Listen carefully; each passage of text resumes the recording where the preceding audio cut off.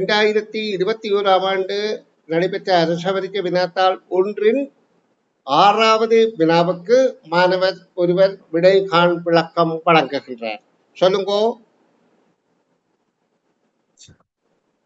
கீழே 1 ரூபாய் 2 ரூபாய் 5 ரூபாய் நாணயங்கள் 3 வீதம் வைக்கப்பட்டுள்ள 3 குவியல்கள் கீழே தரப்பட்டுள்ளன.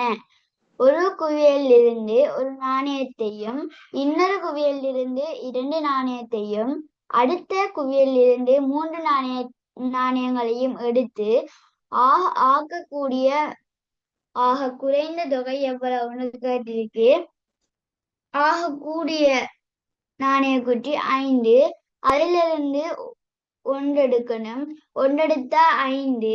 2 நாணய குட்டியில 2 எடுத்தா 4. 2 ரூபாய் நாணய குட்டியில 2 எடுத்தா 4. 1 ரூபாய் நாணய குட்டியிலிருந்து 3 எடுக்கணும். 3 எடுத்தா 3. 5 4 9. 9 3 12. இரண்டாவது விட ரூபாய் 12.